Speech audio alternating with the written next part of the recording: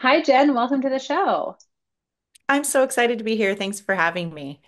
All right, so tell the listeners who you are and what you do.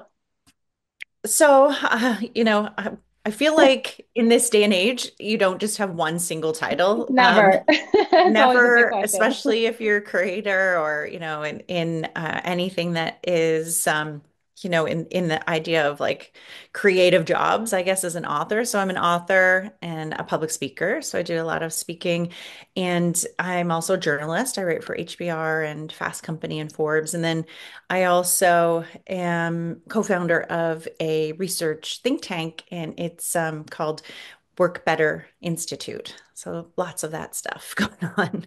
No, I love that. I kind of knew it was a loaded question when I said it as vaguely as I did. I'm curious to what tell us like a little bit about your background that led you to a place of giving work advice and being passionate about helping people work better.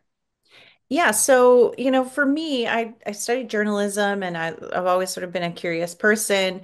And then I worked within a very large HR services firm called Robert Half International and their communications team, and they were really kind of future forward in creating these academic partnerships and doing thought leadership around things that had to do with workplace. And I spent a lot of time recognizing the value of research and how it can help us think about economic development and how our lives at work could be better. We spend so much time thinking about work as a grind, but how do we actually think of it as fuel? But there was this moment that happened with my husband who was he was a pro athlete and he got really sick. And what I understood at that time was his psychological fitness played a huge part in his recovery. And so we moved back to Canada from the US, and we spent a bunch of time thinking about how this comes together. But he started this company called the Smile Epidemic, which was very cool. And he started to do this blog post where you put a smile over your face and shared what you were grateful for, and it went viral. And he did some cool stuff. What we realized is that just a lot of people, when they are happy at work, it totally changes their experience of life. And that's when we started up a startup. And now fast forward to here, and I'm talking, continuing to talk about policy around workplace and writing about it and continuing to discover research that helps us understand it better. Yeah, I think saying it is one thing, feeling it obviously really helps, but like having research to support it so that, the people who have the influence to make better workplaces, better policies is totally speaking the language that they talk, right? So I think Yes. your work is super important. So you have a new book called Why Are We Here? It explores purpose and meaning at work. What inspired you to write it, and why do you think this topic is so relevant today? Like, have we just like completely lost all the meaning that we used to have at work, or was it never there to begin with? I think that there's a lot that we can talk about whether it was ever there in the first place, but the last 5 years has exacerbated existing problems at work. I mean, even just the way we think about the office as some sort of nostalgia for a thing that was broken, has been broken for a long time. We went through this moment. The pandemic was a huge disruptor. I think we can all agree to that. And if it was just acute as we had expected it to be, and it was just over in a few weeks, and we went back to business as usual, we wouldn't have felt any different. But because it was so extended and because we developed completely new behaviors and patterns, because we were given autonomy and we were given, more investment in DEI, more investment in well-being, we were feeling like we had freedom in how we worked, when we worked. And what's happened is that the pandemic lingered, and then we have polycrisis. We're still dealing with anxiety. We're still dealing with climate stress, and we're still feeling like we're facing our mortality. So many people are struggling with a feeling of hopelessness and just really disengaged at work. And your book describes this as a collective workplace crisis. What are some of the biggest factors contributing to this, and how can individuals start shifting their mindset? Obviously, there's a big piece of this that's, above the individual, but since we have, control over our own actions, let's start with that. Yeah, we do have a locus of control that, the pandemic we couldn't control. We can't we can do what we can around climate, but really we need bigger policy changes to figure that out. I always see it sort of as a quadrant, of where there's control. There's the policy, there's the high level CEO, and then there's the manager, which actually plays a huge role in our happiness. It actually impacts whether we feel good or bad about work by about they control about 70% of that. And then we still have this factor. What's happened really in the last 5 years is we've developed these habits of toxic productivity. We have this sense of urgency that we feel, and it rightfully came from the pandemic, but we're still behaving like we're in a state of urgency. We increased Teams meetings, just Teams meetings alone, by 252% between 2019 and 2020. Wow. So huge inefficiencies, and that hasn't changed. We haven't actually taken time to say, okay, am I over meeting? Do I need to be on Zoom all the time? Is there other ways to have lean communication? And we haven't done a good job of creating boundaries around that and communicating our needs. We're eating over lunch. We're sitting at our desk. This term dining al desco is one of my favorites. And, these habits of just not getting up to go and see another person. So the social community piece has really atrophied. And we're not necessarily massaging that muscle. We're not working that muscle out to go and sit and have lunch with someone. You also see people working in their pajamas. Pajama hours has increased, and people sitting at 11 o'clock in bed and they're still typing out emails, and they're answering their emails at 6 or 5 in the morning, getting up early to get ahead of the day. So these lines have really blurred, and we aren't doing a good job of figuring out how do we pull some of that back in a reasonable way. We're not going to just all of a sudden say no to our boss. That's a privilege that not many people get to enjoy. But we can, incrementally get percentages of time back throughout the day so that we can slowly build more of a culture of well-being and protections around our own lack of well-being right now. So is the mindset shift that we need is, instead of answering my emails at 11 p.m., I'm going to set a time of like 6 p.m. I end work no matter what's happening, or sort of what is the shift that, because like I work from home and I do work sometimes non-traditional hours. Partially that's because at, 4 o'clock I'm doing something that isn't work. So like my 9 to 5 is now all wonky, right? And so, but I love the autonomy and like I wouldn't give that up if it means I have to. And maybe I'm a unique person in this example, but like if I, let's say someone is having that type of work schedule and they like the autonomy, but they're still feeling this like hopelessness or disengagement at work, what's the mindset shift that they need to make? I think this is a really important question because there's distinctions between what we're finding with remote work and that autonomy that people do work at different hours of the day, but they're actually finding themselves that they're more productive in those hours. And because they're not dealing with commutes and some of these other things that can create more distractions, we actually find that going into the office reduces your productivity by, a sickness, a worthy and more a notable number. And so I think that the data is showing that remote work actually allows us to have those pajama hours, but not necessarily at the risk of our own mental health and well-being. When you start to go to hybrid, you're still better than 5 days in the office every week when it comes to how those pajama hours actually impact your mental health.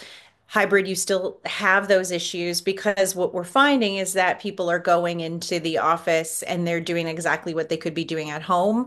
And a lot of these inefficiencies are forcing people then to have to work late. So they're not really getting that productive rest. And Right. then 5 days in the week is a real big difference. So I think when you're talking specifically about remote work, and we're finding that that flexibility and that freedom actually improves our well-being and work-life balance.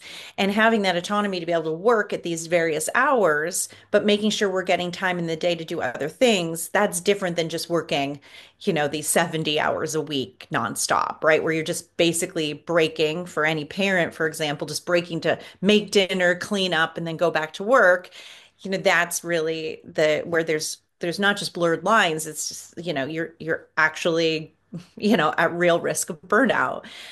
So I think what we need to be doing is understanding that that having that downtime is really critical, even if you are hybrid. Like the idea of full-time return to office is a terrible, and data-backed, rationale for not doing it. But I think that when we think about our own stress when we are working remotely, it is about saying, okay, how am I going to turn off at a very specific time and make sure that I'm getting the right amount of time to regroup. And even if I do check in later, or if it's a half an hour later to do that check in, that's going to make me feel better. We don't need to feel, we don't need to feel ashamed of that that's some level of toxic productivity because we do feel like, okay, well, I must be burning out if I'm checking at, 11 o'clock at night. It's about understanding where you are starting to hit a wall.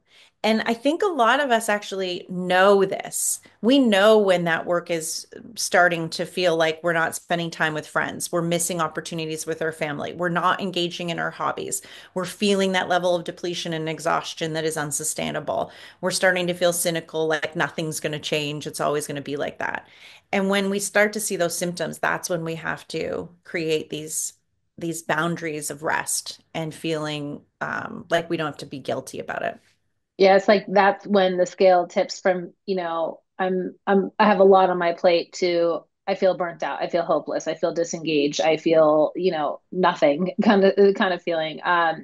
You Mhm. talk a lot about the importance of designing work that feels meaningful. So how can someone, based on like what you just shared, and also someone who's like, I want to have meaning and purpose in what I'm doing, I think it would be really good for me. For example, how can someone begin to reshape their current role to feel more fulfilling? Because right now the job market is really tough. And so there's probably a lot of people that are like, I need to make the best of what I have here.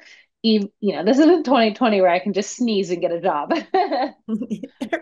That's so true. I mean, there's way less mobility. And I think what's happened too, because people are feeling less purpose and meaning, we're seeing what Gallup is calling this great detachment. There's a sense of it's just ennui and I don't care about my job and, I'm quietly quitting or rage applying. We're just not happy at work. And a big part of this understanding and what I really try to get across is purpose and meaning doesn't need to feel like it's some sort of wow factor that you're saving lives or that you're saving the environment. That's great. I think that we need to have inside of our organizations offerings or ERGs or opportunities for people to do the things that they feel aligned to. But in our day-to-day jobs, it's about changing the way we think about our tasks and putting meaning to them. And when I interviewed Uber drivers, I interviewed so many Uber drivers through this process of writing this book, and CEOs and employees. But what I thought was really interesting about Uber drivers, I mentioned a lot of them said, like, I don't really like to drive. I don't like the driving part, which is the thing that they do all day, right? Right. But I kept hearing, well, I love talking to people and I really find it fascinating when I hear an interesting story or, I network in the Uber or I was in a really toxic job and this gives me freedom and flexibility. And pay is a reason to feel meaning and purpose. If you are someone that cares about putting your kids maybe, into a better school or be able to afford your home or having the extras to go on trips, those are the reasons why we need to look at our daily tasks differently and think, okay, what is this actually accomplishing for me? How am I feeling like this day-to-day thing that I do is actually, creating this bigger impact with my values like that for one. So if I am that parent that wants to be paid so I can have a better experience for my kids, but also for the greater organization. Like you can work in a real estate company and you might be, putting together documents and filing documents or managing your folders and files. I mean, that might seem really mundane and boring, but at the same time, you have to think, well, that might actually be giving someone their first home. And you have to imagine that this is like allowing that person to step into this place that could be very special for them. And so it's changing how those day-to-day tasks actually fit to the bigger picture of your life or to the organization's purpose. Yeah, absolutely. I think so. Actionably, how does someone do that? Do they kind of write down the tasks that they're doing day to day for a week and then kind of draw lines? Like, how do you take what you're saying and actually be able to answer that question? Like, okay, what's the meaning I'm creating at work, or what am I doing at work? How do they actually put that into action? Well, there's different ways to do it from your own values standpoint. It's writing down what matters to me.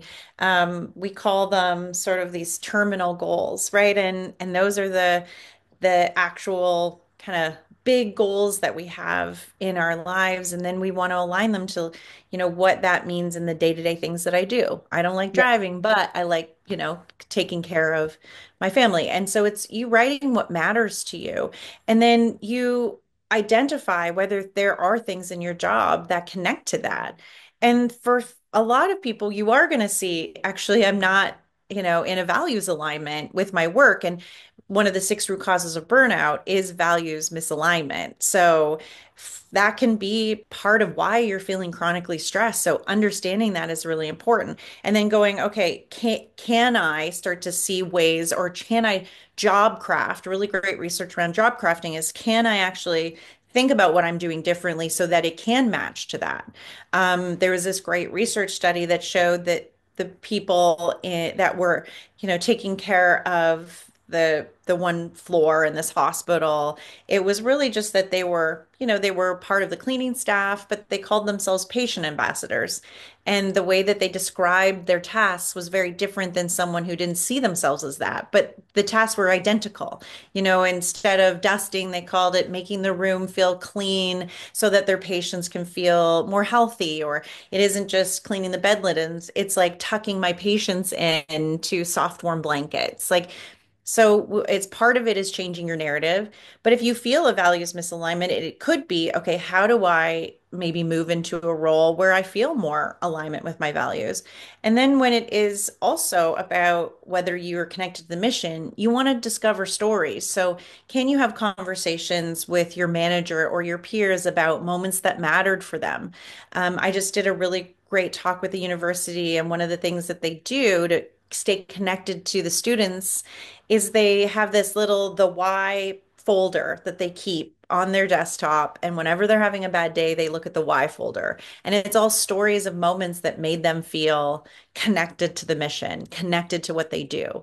And when you forget about that, which we do often when we're stressed, they have this place to go to. So it's about creating primes, reminders, setting file folders, putting up pictures around your desk about why you do what you do, and then also doing a values assessment to make sure that you are actually in alignment with the values of what you do and also the organizational values. Yeah, so for example, if you're one of your values is like you really want financial security, it might be easier to do a job where you're like, I don't love the day-to-day tasks, but this job gives me financial security, and here's the like all the things that that's able to give me. I'm less stressed in life. I'm kinder to my kids Yeah. because I'm not yelling at them for everything every time they ask for something, whatever. So just using that as an example of like identifying your value and then kind of working backwards to be like, this task is, yes, a task, but it is related to the bigger thing. Is that kind of how you're connecting the dots?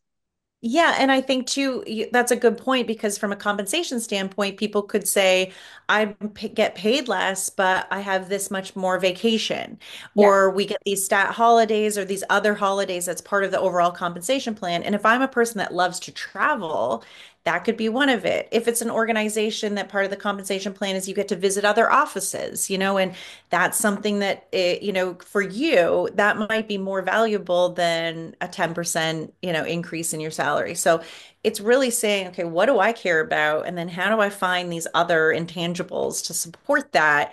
And then being happy, to have those intangibles. It can be hard when we're feeling really stressed. We forget a lot about that. That's why we need to, have these quarterly reminders, like set a calendar appointment with yourself to reevaluate if you're still in the same place. Because I know, someone that is maybe has no ties, like they're not necessarily with kids or they don't own a home. Maybe traveling for them is something that's really great, but maybe they buy a house and have kids, and that's not necessarily as important. So that values alignment can change through the life for sure. stages. And I think it's important for us to always go back to that. Yeah, and I think it helps you regain a sense of control of like what is important to me and how do I proactively push things in that direction. So, for example, if one of your values is like you love autonomy and your job, you just got put in a job where it's a return to office mandate, it's 5 days a week. You're like, I've just lost my autonomy. Is there a way to get my autonomy back? Is there something I can do to have more autonomy within the workplace? And if not, then you start to say, I don't have an alignment. There's no values alignment here. And then, I will start a job search, whether you're forced into it or I mean, people are still searching for jobs. I know it's just a tough um, job market out there right now. Okay, I have a couple final questions. So you talked about the importance a manager plays in disengagement and feeling hopeless at work. So, and obviously you work with companies and leaders on building more fulfilling workplaces specifically for people listening who are managers who are maybe feeling like I'm already in charge of so much stuff. How can I also be in charge of making sure everyone has meaning and purpose? So, how can they kind of empower that without feeling like they have to do it for the person? The thing is with intrinsic motivation, it really is on us individuals to find that. At the same time, managers can provide an environment that makes you feel like you can seek that out. Building curiosity and curious cultures, managers have a real, you know, point. They have a real privilege. They have usually have like autonomy over their teams. There's policies that they can't change. Again, that's out of their control. But encouraging curiosity, making people feel like that they can, have autonomy in how they manage their work load, that they're able to give them other kinds of flexibility. We focus on where all the time with flexibility. It's like three words: hybrid, in person, or remote. It's like, it's these three words. Flexibility used to mean a lot of things, but now in this Yeah, conversation, it only means these three things. And so it can be like, I'm going to give you flexibility with whom you work. Maybe it's, making it so that there's opportunities to have cross-divisional relationships, for them to visit other offices, for them to be able to connect with other people outside of just the team circle. Another byproduct of the pandemic is that we're only working in silos and teams. We're not spending as much time with other people. So it's giving them with whom. It's giving them what they, what they can do. Is it that they have a certain percentage of time that they might be able to look at exploring new and cool things that are happening within the organization and bringing it back to the team. So when we have peer mentorship or peer support, having all different employees go out and learn maybe about AI, or this employee is learning about some of the well-being programs and benefits. And then you come back once a month and talk about the things you've learned. It's a great way for you to explore other parts of the organization you work right. with, but also you're teaching each other and learning from each other, which really builds a sense of curiosity and purpose. And it's really about just helping people to feel like they can explore. Managers can do that. It's cheap, it's easy, it's mostly free, and it's also building a lot of loyalty within the organization. And these are really great ways, I think, to build that sense of purpose and meaning that you don't get when you're just very much sequestered into one group and one team. Yeah, so for the manager who maybe has someone on their team who just feels really lost, or I'm not even going to say burned out, we'll just say really lost, what's one thing that the manager can help them do or suggest for them to do to help rediscover their purpose? One of the things that I've found right now is the purpose gap is huge. I mean, the McKinsey study found that 85% of the executives feel purpose and meaning, and only 15% of the frontline staff feel purpose and meaning in their jobs regularly. So there's a gap, and a lot of the big decisions that are being made are rooted in like a feeling of purpose that not everyone has. And so what is really important is for us to um, give people that autonomy to be able to discover it on that intrinsic piece. But what we're finding is that a lot of the reasons why we're blaming like loneliness, lack of meaning, all of these sort of issues, community and relationships, like that is one of the main reasons we go to work, or, and feel excited Right, about work, is a friend, which right. has been like completely lost, is just even having friendships. So we need to give, this openness to people reworking their level of time poverty. So the more time poor we are, the less social we are, the less likely we are to feel engaged in our jobs. We're dissatisfied when we are working late and have no time. So I think the root cause is that people are time poor. Allowing people to spend a few weeks analyzing their workload, where they feel like they are doing work that they're not good at because maybe there's been a resource taken away, or maybe there's some issue that has just ended up with that work on their plate. We have to make sure that they are analyzing if there's been new technical training, like AIs come in and some people just really don't know how to use it, but they don't want to put up their hand. Or there's been this technology that, again, it's really cumbersome. So it's a lot of inefficiency. How many meetings are we having that's keeping me away from doing my job and being social? These are the things that we need to spend 2 weeks auditing, have a conversation with the manager, and they know that they're doing this, and then talk about where they can reduce inefficiencies, where they can try to create time, and then carve out time for having fun, carve out time for creating friendships. It just needs to be 20 to 30 minutes a week. It's not a huge lift, but it's about focusing on increasing time wealth. And the more time wealth people have, the more likely they'll be able to enjoy being curious, have friends, make connections, feel better about work. And all of that translates into just a more purpose-driven culture overall. Yeah, I love that advice. Jennifer, this has been incredibly helpful and interesting and just, honestly validating to hear for maybe some people. Your book is called Why Are We Here? Tell people where they can learn more about you, follow your work. I'll put links to your book and your website also in the show notes, but give us anything else for people to follow you.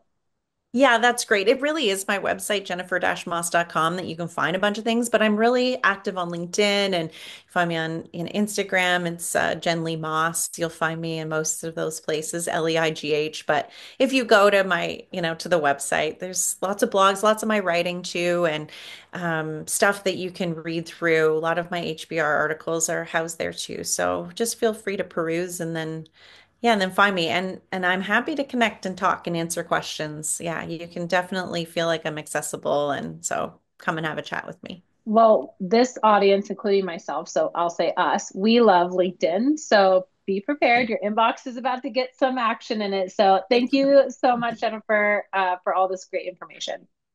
It was so great chatting with you. Thank you.